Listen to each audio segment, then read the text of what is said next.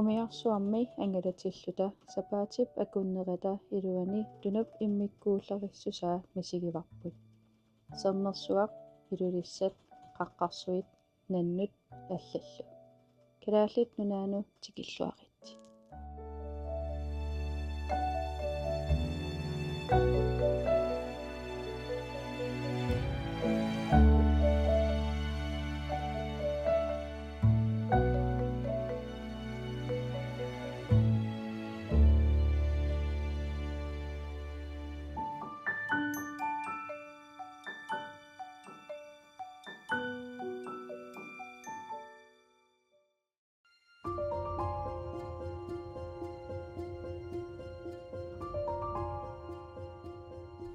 We began our voyage in Reykjavik and sailed to the Westman Islands, originally settled by Irish slaves who were brought over by the Vikings. We talked with the people living here, hearing stories about their lives in this remote part of Iceland. We learned of the island's turbulent past, shaped by volcanic eruptions, fishing, and harsh weather. We said hello to the locals, watching in awe as they went about their day. The Westman Islands are home to some of the largest puffin colonies in the entire world, with an estimated 1.1 million puffins nesting on these islands every year between April and late August.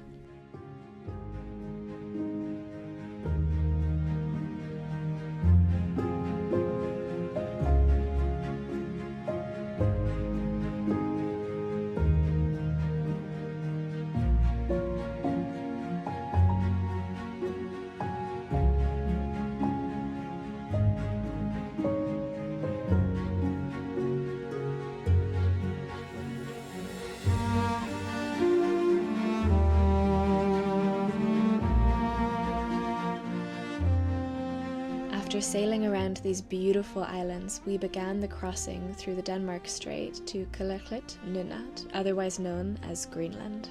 After a day at sea, late in the evening, we began to see our first icebergs, and we knew we had arrived.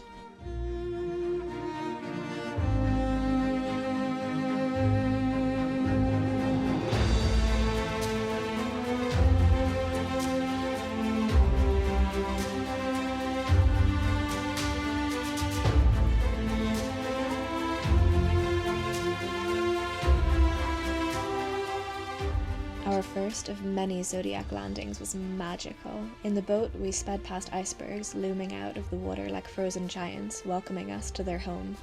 I may or may not have cried on that first zodiac crossing. I was filled with disbelief of how beautiful this country is. Our expedition team made sure the area was safe for us and stood guard while we explored this fascinating place. We hiked up to a beautiful vantage point, getting panorama views of the bay and seeing how tiny our ship looked compared to the vast nature surrounding us.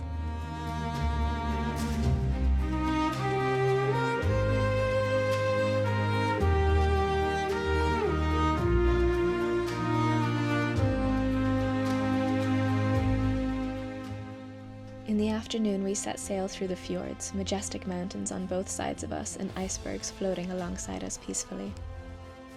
We did a zodiac cruise with astonishing views, icebergs lining up with tall peaks behind them.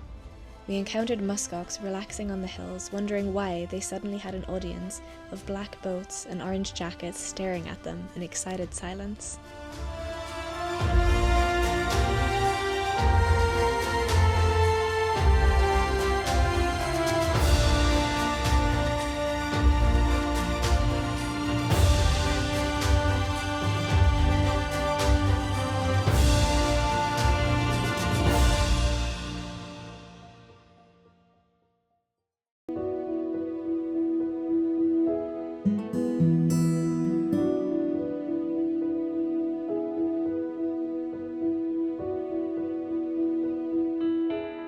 This morning's arrival was at one of the most beautiful fjords I've ever seen. With a backdrop of a colourful mountain, we landed on lush land, bursting with flora. The hikers began their journey hiking through one of the most remote places on Earth. I took a moment to take it all in and count the colours and tones around me. I counted 56. 56 tones of oranges, reds, greens, browns, yellows and blues, telling tales of rough storms, bright summers, and encounters with the local wildlife. In the afternoon, we boarded the Zodiac boats and set out to see one of Earth's most awe-inspiring natural formations, a towering glacier surrounded by icebergs.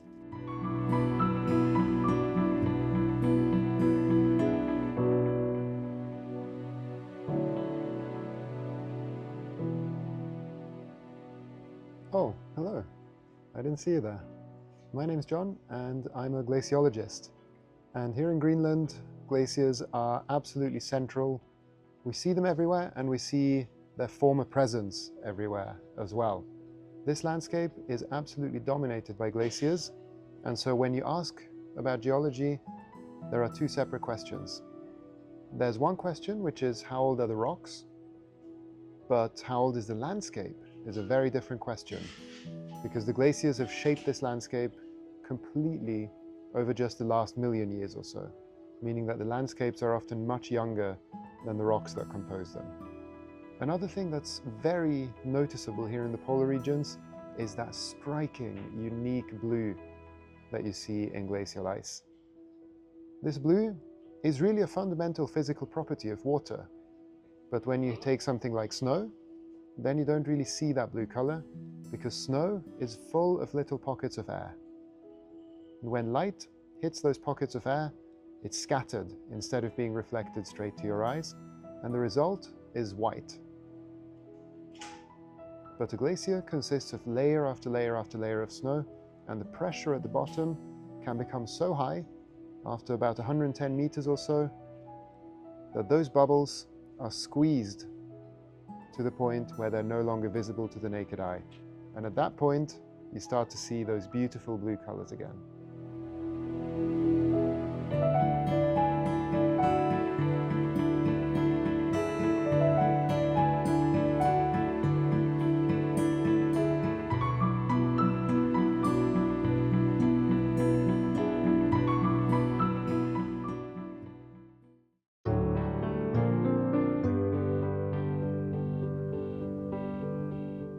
Sorte Ö, the Black Island in the Red Fjord.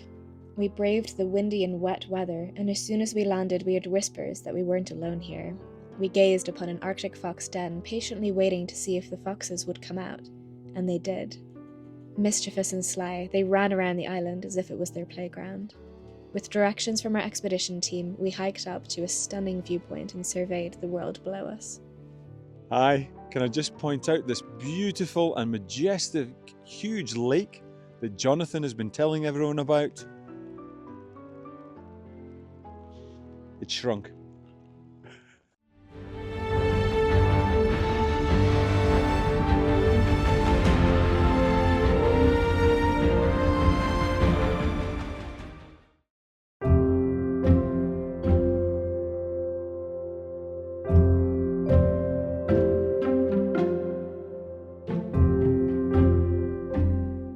Ito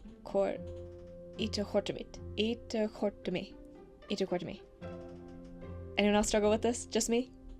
This was the only settlement we saw on this voyage. One of the most remote settlements in the world, it is accessible only by helicopter or boat and is often cut off during the harsh winter months due to sea ice. The people living here gave us a warm welcome, giving us a glimpse of their daily lives. As we wandered around this beautiful place, it wasn't only the people that we made friends with.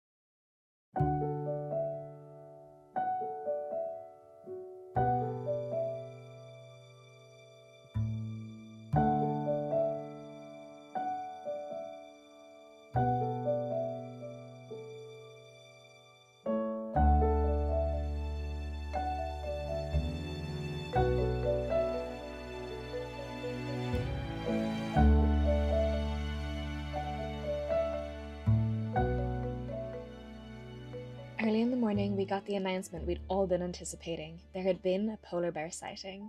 The buzz on the front decks of the ship was electric. Everyone so excited, looking through their binocular scopes and telephoto lenses. As we slowly moved closer to where a mother and her 2 cubs were sitting on a ridge watching the view, we jumped into the Zodiacs to try and get closer.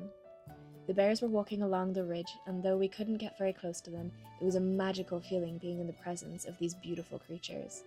The landscapes surrounding us were dazzling. No wonder these bears were admiring the view around them.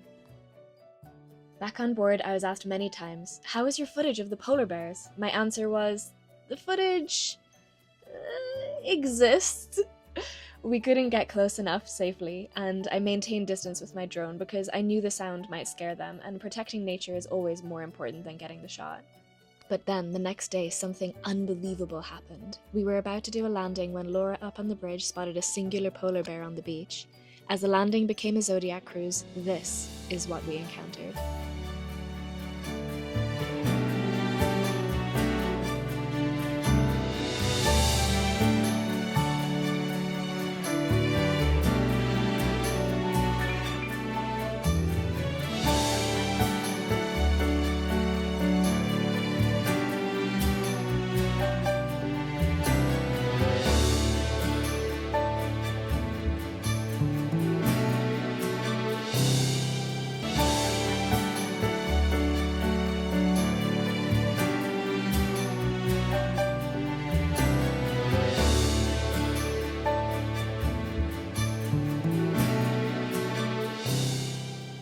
Wait, I got so excited about the polar bear that I forgot about the insane sunset we saw the night before. Let's rewind.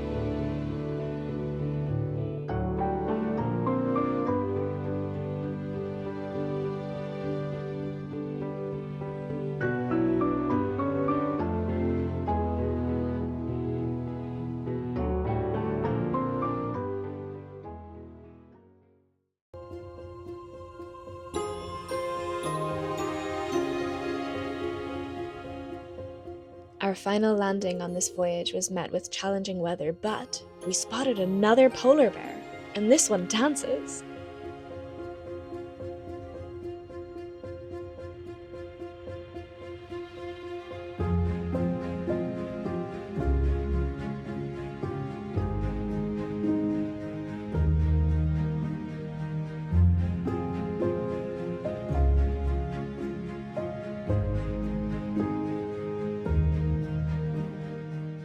Hi everyone, my name is Seabourn. I'm a geologist on board Seabourn Venture. We're having a great time sailing through Greenland. As a geologist, Greenland is incredibly exciting. It's got incredibly old, rich geology dating all the way from 3.8 billion years. So that is really, really, really, really old. And it's amazing to be here and to look at all the different rocks, the juxtaposing ages, and it tells a very prominent story of a very turbulent past. To put into perspective just how old the rocks in Greenland are, try to imagine that the planet is only 1 year old. It would have formed on the 1st of January with the earliest known life and these Greenlandic rocks forming in March. Multicellular life did not evolve until October, and the dinosaurs a few days before Christmas, going extinct on Boxing Day, and humans only appeared 15 minutes ago, with all of civilization being in the last 10 seconds.